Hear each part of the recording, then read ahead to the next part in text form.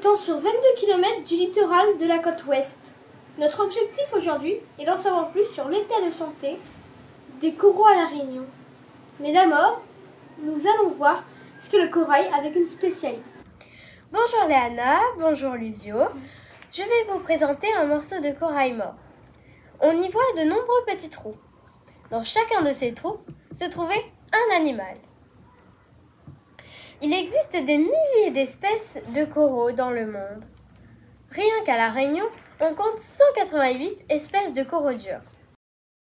Quand on s'approche de très près d'un corail, on peut y voir sur chaque branche des petits polypes. Leurs tentacules leur permettent d'attraper le plancton. Chaque polype héberge dans ses cellules des algues microscopiques, les zooxanthelles. Elles réalisent la photosynthèse, une réaction chimique qui utilise l'énergie solaire pour fabriquer de la matière organique. En retour, l'algue est protégée dans le polype. C'est donc une symbiose puisque les deux espèces bénéficient de la relation. Merci Larissa pour ces explications. Leïlou, vous êtes journaliste. Vous avez récemment visité un navire océanographique qui vous a permis de mieux comprendre la répartition des récifs coralliens. Effectivement, nous avons été accueillis à bord d'Aguilas 2, un navire océanographique qui vient de passer 40 jours entre La Réunion et les Seychelles, avec à son bord une centaine de scientifiques. Je vous laisse regarder les explications des scientifiques que nous avons rencontrés et qui travaillent pour le projet Adopt Flotte. Au moment où on est avec le bateau, on a un robot qui prend des mesures et qui nous les transmet. Et ces mesures-là, je les partage, on les partage, tous les scientifiques du monde, et on les partage avec les classes. On va déployer cet instrument dans le et grâce à son antenne communique avec un satellite, il va nous envoyer des données, c'est-à-dire les mesures qu'il va faire. Il va mesurer la température de l'océan, il va mesurer la quantité de plancton. Le plancton, c'est des plantes, phytoplancton. Cette carte du programme Adopt Flotte permet de voir que des flotteurs sont présents dans tous les océans. Les scientifiques ont ainsi pu construire une carte de la température des surfaces des océans. On voit que les zones les plus chaudes sont situées entre les deux tropiques. Si on regarde maintenant une carte de la répartition des coraux, on voit que la plupart des récifs coralliens sont présents dans les eaux chaudes. Très bien. Nous allons maintenant comprendre pourquoi le corail est important. Rejoignons notre scientifique, Luca, à l'université Shimamura. Bonjour, ici nous examinons du sable au microscope. Le sable blanc contient des restes d'êtres vivants du lagon, du corail, des coquillages et des squelettes d'oursins.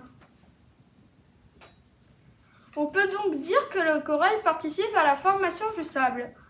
Regardez maintenant cette photo aérienne prise il y a 70 ans.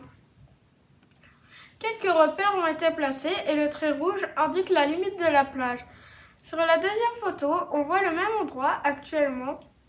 On voit que la limite de la plage a avancé vers l'intérieur des terres d'environ 30 mètres en 70 ans. Il y a donc une érosion du littoral. La dernière photo nous montre les conséquences de cette érosion. La photo a aussi été prise à Saint-Gilles. La barrière de corail est donc capable de protéger les constructions humaines. Et il n'y a pas que les habitations qu'elle protège. Regardez ce reportage réalisé lors d'une visite du sentier sous-marin de l'Ermitage. Allez, essaye de voir tout ça.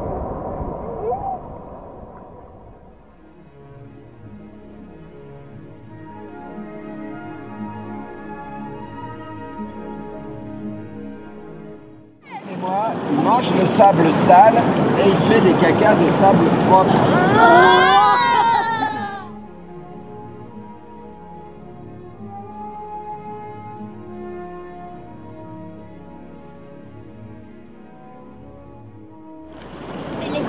Le Bernard l'ermite, lui, c'est un crustacé. Ça se mange ? C'est un cousin du crabe.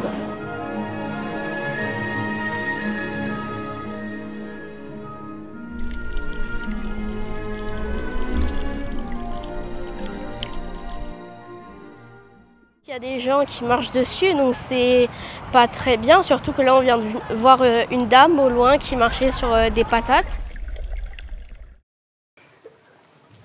En résumé, le corail crée un écosystème protégé de la houle, ce qui nous permet de nager en toute sécurité. Et en plus, il protège le littoral et ses habitants. Mais nous avons aussi entendu que le corail serait en danger. Mélida, vous pourrez nous en dire plus?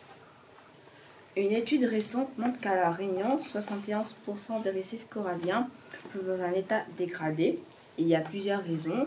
Premièrement, la pollution.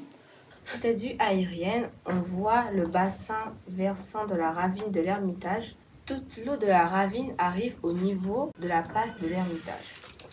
On voit que près de la rivière, il y a des zones agricoles et des zones habitables.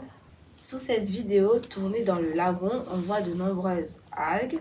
Ces algues poussent car les rivières leur amènent de la nourriture. Ce sont tous les rejets de nitrates liés à nos lessives et aux engrais utilisés dans les champs. Ce phénomène s'appelle l'eutrophisation. Les algues recouvrent les coraux, provoquant leur mort. Sous ce graphique, on voit l'évolution du phénomène depuis 20 ans. Les algues recouvrent de plus en plus la surface au point d'occuper plus de place que le corail. Il y a un autre danger, c'est le blanchissement des coraux. Depuis 200 ans, la quantité de CO2 dans l'air augmente fortement, ce qui augmente l'effet de serre et provoque le changement climatique. En plus, une partie de CO2 se dissout dans l'eau, provoquant une acidification des océans. L'acidification et la chaleur provoquent un stress des polypes. Ils expulsent leurs algues et finissent par mourir. C'est le blanchissement.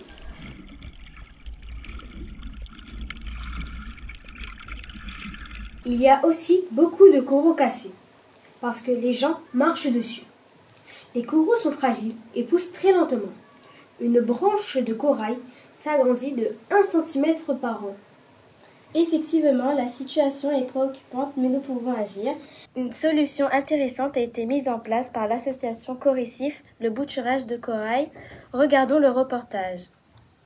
Alors ce matin, on va faire une initiation au bouturage corallien. Donc vous allez découvrir comment on bouture du corail.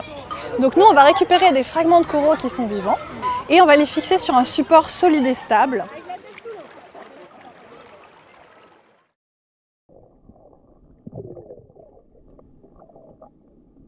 Voilà, là tu vois, tu as une très belle petite bouture que tu vas pouvoir fixer sur la fraie.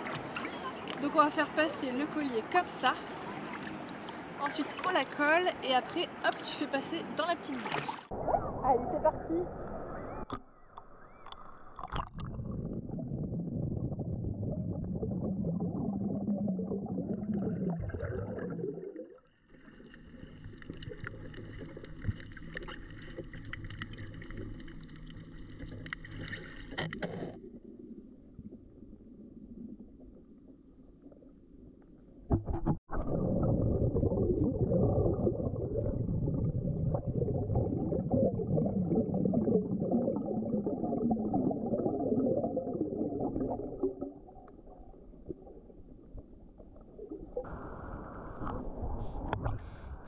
On a ramassé des corails encore vivants mais qui ont été cassés, soit par la houle ou par les gens qui ont marché sur le corail.